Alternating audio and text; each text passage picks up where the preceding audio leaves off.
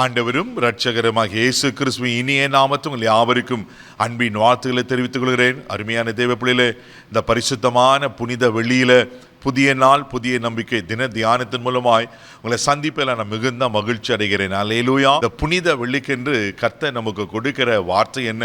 மத்தேயு எழுதின சுவிசேஷம் 20ஆம் அதிகாரம் 28வது வசனத்தை கூட வாசிக்க கேட்போம். அப்படியே மனுஷகுமாரனும் ஊழியம் கொள்ளும்படி வராமல் ஊழியம் செய்யவும் அநேகரை மீட்கும் பொருளாக தம்முடைய ஜீவனை கொடுக்கவும் வந்தார். அல்லேலூயா. எவ்வளவு அருமையா இங்க சொல்லப்பட்டிருக்கு பாருங்க தேவ பிள்ளைகளே. அப்படியே மனுஷகுமாரனும் ஊழியம் கொள்ளும்படி வராமல், ஒருவேளை அவர் ஊழியம் கொள்ளும்படி அப்படின்னா தனக்கென்று ஒரு ராஜ்யத்தை ஸ்தாபிக்கணும்படி வந்திருந்தா என்னைக்கோ ஒரு முழு உலகத்தையும் அவருடைய ராஜ்யத்துக்குள்ள அரசாண்டு கொண்டிருப்பார். ஆனால் அவர் ஊழியம் கொள்ளும்படி வரலை. என்ன சொல்லப்பட்டிருக்கு? ஊழியம் செய்யவும் அப்படின்னா பிதாவுடைய வேலையை, பிதாவுடைய சித்தத்தை செய்யவும் அநேகரை மீட்கும் பொருளாக தம்முடைய ஜீவனையும் கொடுக்க வந்தார். அல்லேலூயா. இயேசு இந்த உலகத்தில் ஏன் பிறந்தார்? ஏன் அவர் வளர்ந்தார்?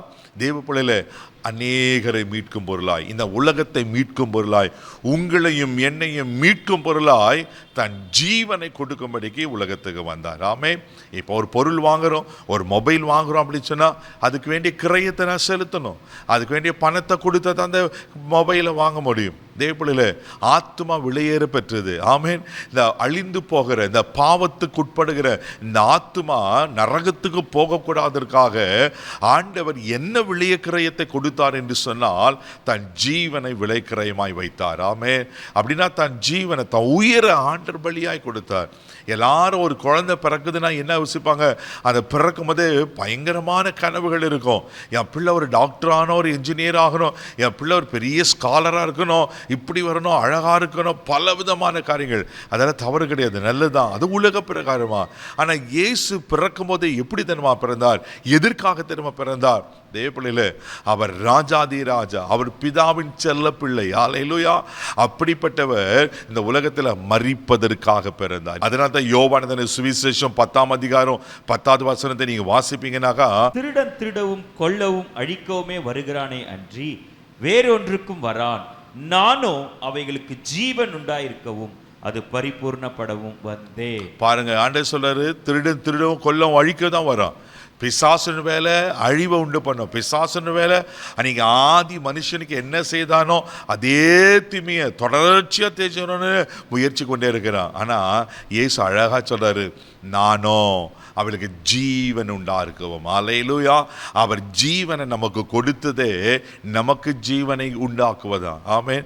அவர் மரித்ததுனால நாம் பிழைத்திருக்கிறோம். எத்தனை பெரிய பாக்கியம் இது தேவப்பிள்ளையில.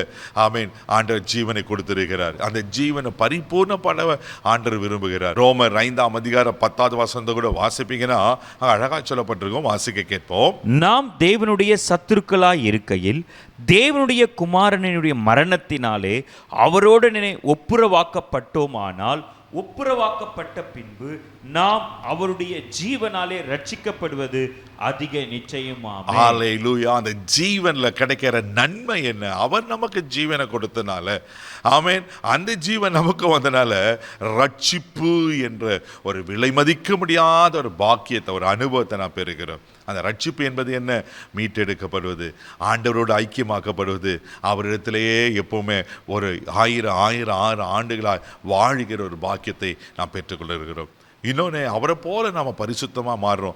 அவருக்கு இருக்கிற இந்த குணாதிசயங்கள், அவருக்கு எப்படி அன்புள்ளவராய் காணப்பட்டாரோ, அவர் எப்படி பரிசுத்தமுள்ளவராய் காணப்பட்டாரோ, தேவ பிள்ளையில அவர் எப்படி நன்மை செய்கிறவரை காணப்பட்டாரோ அப்படி நம்ம வாழ்க்கை மாறுகிறது. எத்தனை பரிபாக்கியம்! இந்த புனித வெளியில் தேவ பிள்ளையில முடிவு வரிந்து நிலைத்திருப்பவனை ரட்சிக்கப்படுவான் என்று சொல்லப்பட்டிருக்கு. அப்போ நீங்கள் ஒவ்வொரு நாளும் ரட்சிப்பை காத்துக்கொள்ளுங்க.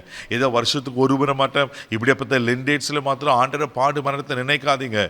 ஒவ்வொரு நாளும் அவர் பாடு மரணங்களை நினைத்து, அவர் எனக்காக ரத்தம் சிந்தினார், அவர் எனக்காக அடிக்கப்பட்டார், அவர் எனக்காக வாதிக்கப்பட்டார், அவர் ரத்தம் தான் என்னை பரிசுத்தமாக்கி இருக்கிறது, அவர் ஜீவன் தான் எனக்குள்ள ஜீவனை உண்டாக்கி இருக்கிறது என்று நீங்கள் அறிக்கை செய்து அந்த ரட்சிப்பை காத்துக்கொள்ளுங்க. ஆண்டர் நிச்சயமா, ஆமேன், பரலோக ராஜ்யத்தில் ஆண்டரோடு கூட சேர்ந்து நாம் வாழ்வோம். கண்களை மூடி நம்ம ஜெபிக்கலாம். தகப்பனே, உமக்கு நன்றி சொல்லி உம்மை துதிக்கிறோம், ஸ்தோத்திரப்பா. அநேகரை மீட்கும் பொருளாய் ஆண்டவரே ஜீவனை கொடுத்த கர்த்தர், ஆமென் ஆண்டவரே. எங்களையும் மீட்டெடுத்திருக்கீங்கப்பா. அந்த மீட்பில் ஆண்டவரே நாங்கள் உறுதியாக இருக்க அந்த ரட்சிப்பை காத்துக்கொள்ள கிருபை செய்யும் ஆண்டவரே. உமக்கு ஸ்தோத்திரம். இன்னும் ரட்சிக்கப்படாத எத்தனையோ கோடிக்கணக்கான மக்கள் இருக்காங்கப்பா. அவர்களெல்லாம் நீங்கள் ரட்சித்துக் கொள்ளும்படியே நாங்கள் ஜெபிக்கிறோம். இந்த நாள் முழுதும் கரம் பிடித்து நடத்துவங்க தெய்வீக பாதுகாப்புக்கு ஒப்பு கொடுக்குறேன் இயேசுவின் மூலம் ஜெப கிளம்புதாவே. ஆமென்.